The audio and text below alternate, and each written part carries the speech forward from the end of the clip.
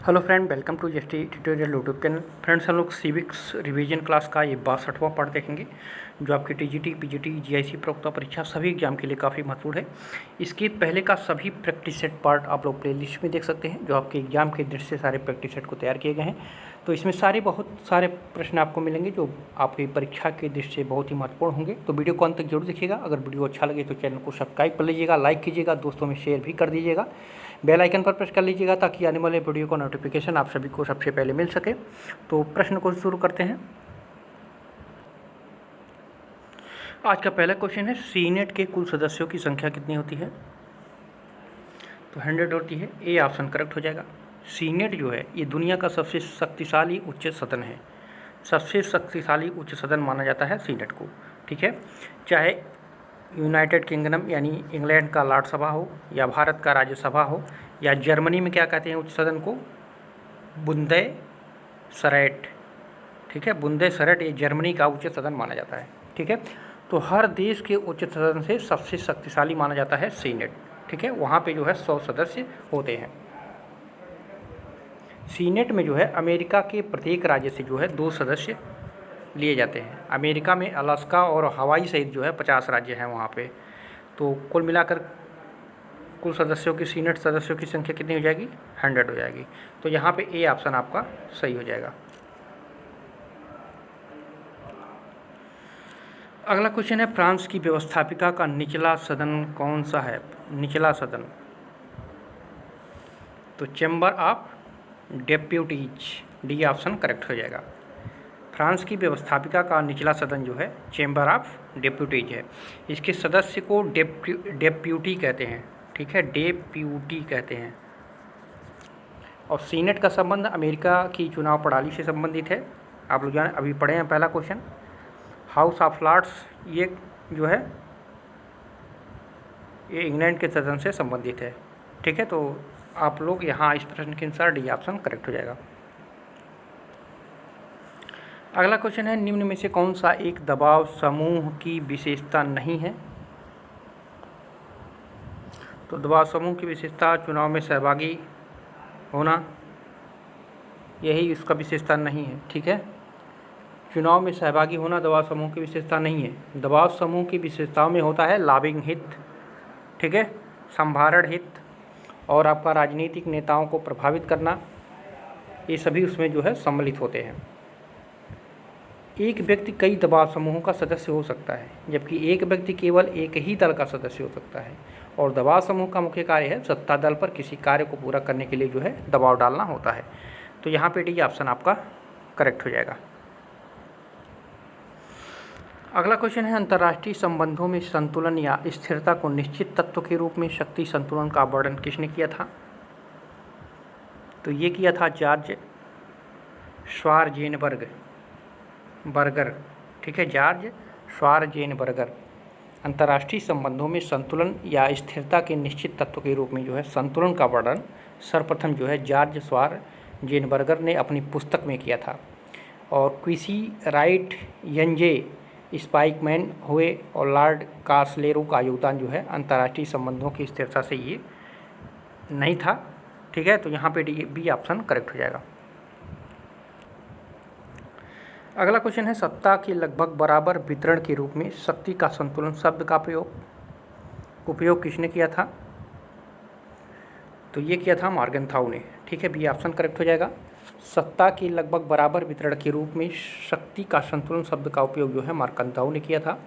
मॉर्गनथाउ का जन्म जो है जर्मनी में हुआ था, परंतु उन्होंने अधिकांश समय जो है अमेरिका में व्यतीत किया। मॉर्गनथाउ एक यथार्थवादी विचारक था, जिसने अंतर्राष्ट्रीय राजनीति को शक्ति के लिए जो है संघर्ष कहा जो शाश्वत है। मॉर्गनथाउ ने अंतर्राष्ट्रीय राजनीति में नैतिकता, विधि या अधिक कारकों के बजाय जो है शक्ति और राज्य की स्वायत्तता पर जो है बल दिया था। अमेरिका के विदेश नीति में भी उनका बहुत ही महत्वपूर्ण योगदान माना जाता है। तो बी ऑप्शन आपका सही हो जाएगा। अगला क्वेश्चन है, वीडियो को लाइक शेयर कर दीजिएगा। ठीक है, सभी लोग वीडियो को लाइक और शेयर जरूर कीजिए। निम्नलिखित में से किस रिट का शाब्दिक अर्थ होता है? हम आदेश देते हैं। तो बी ऑप्शन करेक्ट हो जाएगा, परमादेश। ठीक है, परमादेश जो है एक न्यायिक उपचार है। यह उच्च न्यायालय द्वारा दिया गया आदेश, उच्च न्यायालय द्वारा दी गई आज्ञा, इसका शाब्दिक अर्थ होता है। और इस रिट का प्रयोग ऐसे अधिकारी को आदेश देने के लिए किया जाता है जो सार्वजनिक कर्तव्यों को करने से इनकार या उपेक्षा करता है। यह आदेश एक सामान्य वैधिक कर्तव्य के प्रवर्तन के लिए जारी किया जाता है और इसका प्रयोग जो है संविदाजन्य कर्तव्यों के प्रवर्तन के लिए नहीं होता है। इसका प्रयोग वहाँ भी नहीं होता है जहाँ इष्ट कार्य किसी अधिकारी के विवेक पर निर्भर होता है। इसका शाब्दिक अर्थ होता है हम आदेश देते हैं। परमादेश के तहत न्यायालय द्वारा जो है किसी व्यक्ति, लोक प्राधिकारी, अधीनस्थ न्यायालय, सरकार या निगम को उनके विधिक, सांविधिक या लोक कर्तव्यों को करने या अवैध रूप से न करने के लिए आदेश दिया जाता है। तो यहाँ पर भी ऑप्शन आपका करेक्ट हो जाएगा। अगला क्वेश्चन है एक्स और वाई सिद्धांत का संबंध है। तो एक्स और वाई सिद्धांत का संबंध किससे है? तो डगलस मैक्स ग्रेगर के सामाजिक मनोवैज्ञानिक उपागम से इसका संबंध है। ठीक है, डगलस मैक्स ग्रेगर ने जो है मानवीय अभिप्रेरण के संबंध में परंपरागत एक्स, ठीक है, इसको जो है एक्स को क्या कहा है? परंपरागत एक्स विचारधारा तथा आधुनिक वाई, ठीक है, आधुनिक वाई विचारधारा की इन्होंने विवेचना की थी। डगलस मैक्स ग्रेगर एक व्यवहारवादी मनोवैज्ञानिक थे। उनके अनुसार जो है संगठन के लोगों से सर्वोत्तम कार्य लेने में असफलता का कारण संगठन तथा व्यक्ति की ओर देखने का हमारा परंपरावादी दृष्टिकोण है। वे मानव की क्षमताओं पर जो है कट्टर विश्वास करते थे। उन्होंने इसी दृष्टिकोण को यक्स कहा था और ये सिद्धांत जो है निष्पादन और उत्पादन के मार्ग की बाधाएं हैं। इसलिए जो है यक्स सिद्धांत के स्थान पर मैक्स ग्रेगर ने दूसरा नया सिद्धांत प्रतिपादित किया, जिसे क्या कहा? वाई सिद्धांत कहा। यह सिद्धांत यक्स से पूरी तरह विपरीत है। यह सिद्धांत मनुष्य तथा प्रबंध के बीच जो है संबंधों को नई दृष्टि देता है। इस विचारधारा की मान्यता है कि जिस प्रकार व्यक्ति के लिए आराम करना और खेलना स्वाभाविक है, ठीक उसी प्रकार जो है कार्य करना भी स्वाभाविक है। एक्स और वाई सिद्धांत में यही उन्होंने बताया था। तो यहाँ पे डी ऑप्शन आपका करेक्ट हो जाएगा। अगला क्वेश्चन है फेबियन समाजवाद का विश्वास है कि समाजवाद धीमे धीमे आएगा, धीरे धीरे आएगा। ठीक है, फेबियन समाजवाद ब्रिटेन की एक सुधारवादी विचारधारा है तथा फेबियन समाजवाद एक विकासात्मक समाजवादी दर्शन है। ये पूंजीवाद के विरोध तथा समाजवाद के समर्थक हैं। ये समाजवाद की श्रमिक विकास तथा संवैधानिक पद्धति के आधार पर धीरे धीरे शांतिपूर्ण रीति से जो है समाजवाद लाना चाहते थे, जिसका जन्म जो है वैज्ञानिक समाजवाद के प्रतिलोम के रूप में हुआ था। रोमन सेनापति फेबियस कंडक्टर के नाम पर इस विचारधारा का नामकरण किया गया था। तो यहाँ पे डी ऑप्शन सी ऑप्शन आपका सही हो जाएगा।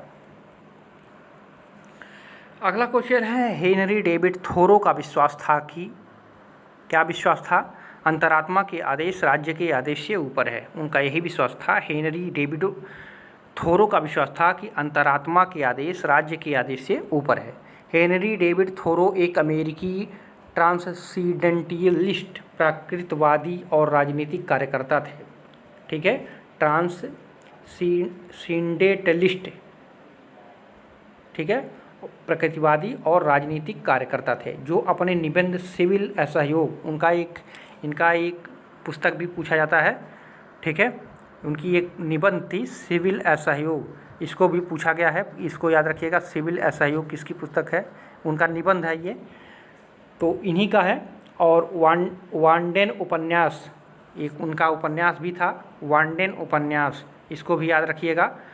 वांडेन उपन्यास, ठीक है, के लिए जाने जाते हैं। अंतरात्मा के आदेश राज्य के आदेश से ऊपर है। थोरो एक दार्शनिक विचारक था जो राज्य से ज़्यादा व्यक्ति की आत्मा में विश्वास करता था। उन्होंने प्रकृति के बीच सादे जीवन जीने पर जोर दिया था। महान दार्शनिक महात्मा गांधी राज्य के प्रश्न पर इन्हीं से प्रभावित थे। हेनरी डेविड थोरो के कई अनमोल विचारों में से एक, कई बार चीज़ें नहीं बदलती, हम बदल जाते हैं और हमारे देखने का नज़रिया बदल जाता है, ऐसे उनका मानना था। और उनकी एक दो पुस्तक जरूर याद रखिएगा। ये दोनों पुस्तकें पूछी जा चुकी हैं और ये क्वेश्चन भी इम्पॉर्टेंट है। तो यहाँ पे सी ऑप्शन आपका करेक्ट हो जाएगा। अगला क्वेश्चन है निर्वाचन की सूची पद्धति से प्रमुखतः किसको लाभ होता है? तो समूहों और दलों को लाभ होता है। ठीक है, निर्वाचन की सूची पद्धति से प्रमुखता समूहों और दलों को लाभ होता है। निर्वाचन की सूची प्रणाली में सारा देश ही एक निर्वाचन क्षेत्र माना जाता है। उम्मीदवारों को उनके राजनीतिक दलों के चिन्हों के अनुसार एक सूची में रख दिया जाता है और इसके चुनाव व्यक्तिगत रूप से नहीं वरन जो है समूह समूहों और दलों के आधार पर होते हैं। इस प्रणाली में इस बात को कोई महत्व नहीं दिया जाता है कि निर्वाचित सदस्यों के प्राप्त मतों तथा कुल मतों का क्या अनुपात होगा या क्या अनुपात है। ठीक है, तो यहाँ पे सी ऑप्शन करेक्ट हो जाएगा। अगला क्वेश्चन है, भारत के योजना आयोग और रेलवे को प्रमुख तौर पर क्रमशः क्या माना जाएगा? तो योजना आयोग को एक स्टाफ माना जाएगा और रेलवे को प्रमुख एक सूत्र संस्था माना जाएगा। तो यहाँ पे सी ऑप्शन करेक्ट हो जाएगा। भारत के योजना आयोग एक संस्था थी जिसका प्रमुख कार्य पंचवर्षीय योजना बनाना था। ठीक है, और स्टाफ और सूत्र की अवधारणा सर्वप्रथम सैनिक संगठन में प्रचलित हुई थी। स्टाफ और सूत्र दोनों भेद तथा पृथक प्रक्रियाएं हैं। जैसे स्टाफ का कार्य परामर्श देने व नियोजन से है, इसका उदाहरण योजना आयोग है। ठीक है, जबकि सूत्र का संबंध जो है कार्य करने से होता है। सूत्र क्रियात्मक है, जैसे रेलवे इन अभिकरणों के द्वारा जो है क्रमशः प्राथमिक या कार्यात्मक तथा संस्थागत या गृह प्रबंध संबंधी कार्य संपादित किए जाते हैं। तो ठीक है, तो सूत्र आपका रेलवे से संबंधित हो जाएगा और योजना आयोग जो है स्टाफ से। तो यहाँ पे सी ऑप्शन करेक्ट हो जाएगा। अगला क्वेश्चन है, व्यक्तिवादी विचारक राज्य को अनिवार्य बुराई और अराजकतावादी विचारक राज्य को अनावश्यक बुराई मानते हैं। यह वक्तव्य किसका है? तो ये प्रमुखतः सत्य है। ठीक है, राज्य एक आवश्यक बुराई है, यह कथन व्यक्तिवाद विचारधारा से संबंधित है, व्यक्तिवादी विचारधारा से संबंधित है। ठीक है, राज्य के संबंध में व्यक्तिवादी एवं अराजकतावादी दोनों राज्य का विरोध करते हैं, किंतु दोनों में अंतर देखा जाता है। व्यक्तिवादी राज्य को एक आवश्यक दोष मानते हैं। यह इसलिए आवश्यक है कि केवल राज्य ही लोगों के जीवन, संपत्ति तथा स्वतंत्रता की रक्षा से संबंधित अन्य कार्यों को संपन्न करता है। इसमें दोष इसलिए है कि राज्य का प्रत्येक कार्य जो है व्यक्ति की स्वतंत्रता में कटौती करना है। और अराजकता का अर्थ है शासक विहीन व्यवस्था, न कि अव्यवस्था है। अराजकतावादी राज्य को जो है अनावश्यक बुराई मानते हैं। राज्य को पूर्णतः उन्मूलित करके जो है एक राज्य विहीन समाज की स्थापना करना चाहते हैं। वह व्यवस्थित स्वतंत्रता, कानून के शासन और शांति को पसंद करते हैं। उस विश्व में राज्य नहीं होंगे, यह उनका वक्तव्य था। तो यहाँ पे ए ऑप्शन सही हो जाएगा। अगला क्वेश्चन है, यथार्थवादी विचार की शास्त्रीय पुस्तक मानी जाने वाली कृति पॉलिटिक्स अमंग नेशन के लेखक कौन है? तो आप लोग जानते होंगे ए ऑप्शन करेक्ट हो जाएगा, हेंस मार्गेनथाउ। ठीक है, हेंस मार्गेनथाउ का जन्म जो है 17 फरवरी 1904 को जर्मनी में हुआ था। ठीक है, वह अंतर्राष्ट्रीय राजनीति के अध्ययन में अग्रणी विद्वानों में से एक माने जाते हैं। उन्होंने अंतर्राष्ट्रीय संबंधों के परिप्रेक्ष्य में ऐतिहासिक योगदान दिया। यथार्थवादी विचार की शास्त्रीय पुस्तक माने जाने वाली जो थी ये पॉलिटिक्स अमंग नेशन। ठीक है, यह उनकी कृति थी और इसको उन्होंने 1948 में पहली बार प्रकाशित कराया था। तो यहाँ पे ए ऑप्शन करेक्ट हो जाएगा। अगला क्वेश्चन है, इनमें से किसके लाख के विचारों को प्रेरणा प्राप्त हुई?